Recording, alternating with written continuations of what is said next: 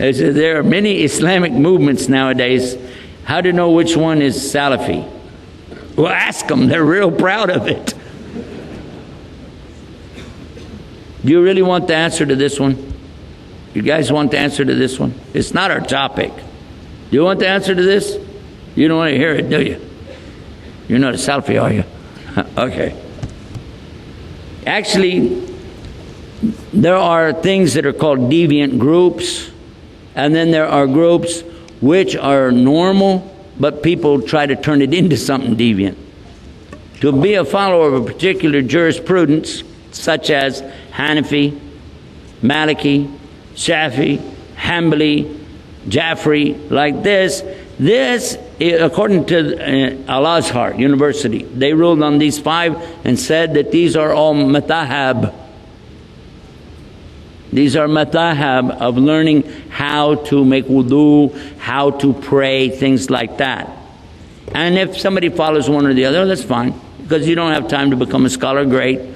If you want to go further than that, you can. But the point here is those are normal groups. You can also have groups that are, let's say, the Muslim Youth Soccer Team, or the Kuala Lumpur Muslim Ladies Association for helping the orphans. These are all groups. There's nothing wrong with that. The deviance comes in when they try to tie whatever they're saying to Islam and claim that it's the only Islam. There's where the deviance comes. Islam is wide and it allows a lot. It's not tolerance, not like we said before, but it's out of Allah's compassion and His mercy that a lot of things didn't really come up at the time of the Prophet ﷺ, so that you would just say definitely that guy's out of it, this guy's out of it. He didn't want us to do that. He talked about it and Allah talked about it. We are the ummatun wasatun. Wasta is to be in the middle. We stay in the middle. We don't go to the extremes. There's no such thing as radical Islam, because radical is out of Islam. Okay, now, having said that, and I'm talking about the words only, not the people, the words. There are very good people who call themselves Sufis. They're very good. But the word Sufi itself was not something that came from Prophet Muhammad. So you can be a good person without being a Sufi. Okay? And you can get to Allah without following a tariqah. Now, I have heard some of them say you can't. Well, now they're going to have to prove their point for me. We're going to give them the chance to be a scientist and bring you proof. I mentioned that only one. There are many where people will say our group is the only group. Most of the people in the groups don't really have this attitude, but there are extremists. And when somebody says, we are Salafi, first of all, I'm going to guess that he doesn't know the Arabic language. I'm going to guess he probably doesn't know. Or he said it so much, he forgot what it really means. Salaf means somebody who's dead and gone. These are your predecessors. So a guy's standing there telling you, I'm dead. And they say, Salaf Asali, righteous predecessor. Okay, I'm a dead righteous guy. It doesn't work. The one who came up with this idea was actually a very good scholar, but he was a loner in that he had his own thing going. He didn't come from a particular following of anything. He just come up with a lot of stuff on his own. He was an expert in his studies in hadith. He was one of the best muhaddith in the last century. He died in September of 1999, and if you see a picture of him, you look at me, you look at him, you say he must come from the same family, very much alike. His name was Sheikh Nasruddin al-Albani. He did some wonderful things. MashaAllah, we make dua for him. But this is a mistake, and I make more mistakes really than anybody. So it's not that, but the mistake was to say that we need to have a group to call ourselves by, to distinguish ourselves from the people of Ahl Bid'ah. Well, the Ahl Bid'ah means people of innovation. So we'll call ourselves on the same manhaj or methodology of the Salaf Salih. That's what he was saying. We are on the methodology of the righteous predecessors. That's what he's trying to say. But the people turned it into a group. and use that to justify whatever they did. It's not acceptable. That is not acceptable, and he would never have endorsed it, because his own students have told me themselves they didn't endorse it.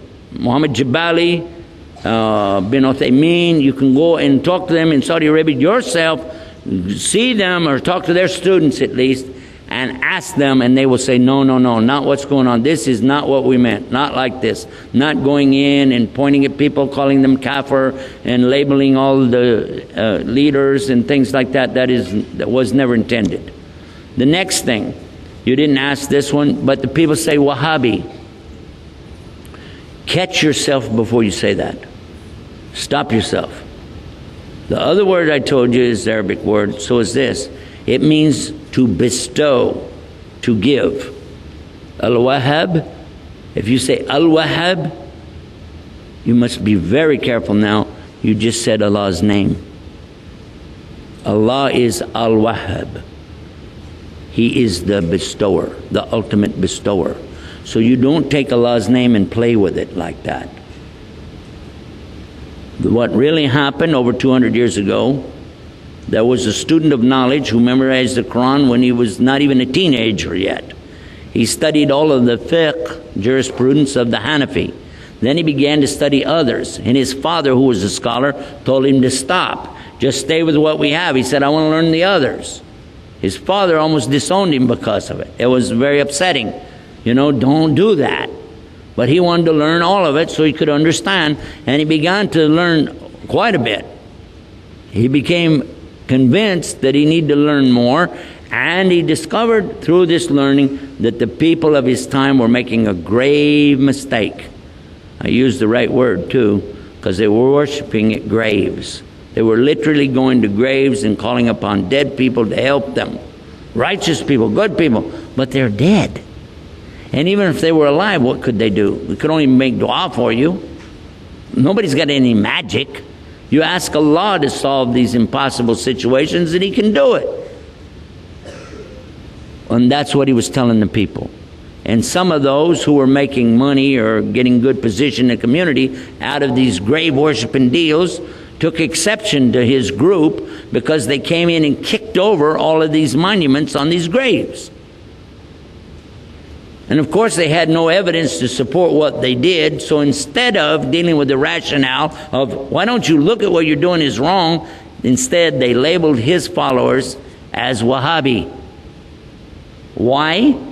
Because they couldn't call him by his real name. His name was Muhammad, and they would have had to say they're Mohammedans. And no Muslim would do that anyway. So they call him Wahhabi because his father was Abdul Wahhab. So he was Muhammad ibn Abdul Wahhab, and he wrote a book called Kitab al-Iman. The book, if you read it and take the cover off and you don't know who wrote it, you'll say, this is a great book. It's very good about the belief in Allah is one and the teachings that come with it. It's kind of like a workbook. It just has a few verses or something, and then tells you to go look up the rest of it. And it was given to some scholars who were attacking and saying, these Wahhabi people, so and so on. So what do you think about Kitab al-Iman? Says, it's a bad book, don't read it. It's okay. So they gave him the book without the cover on it. Didn't tell him. This is a scholar. I'm not going to tell you who. Big scholar. Current. He read it and he loved it. He said, this is the aqidah of a real Muslim. The belief system of a real Muslim. And when they said, well, here's the cover for the book. And he went, huh? And he said, astaghfirullah, I made a mistake. Big mistake. All of us need to understand that whenever somebody doesn't want to admit their mistake, it's a lot easier to point and say, he's a Wahhabi. They're so-and-so. They're such and such. Rather than admit what? And we're going to go back and look again at what we said in our speech. The king has no clothes. Ooh. All of us make mistakes. Just admit it. What is the big deal? Only Allah is free of mistakes.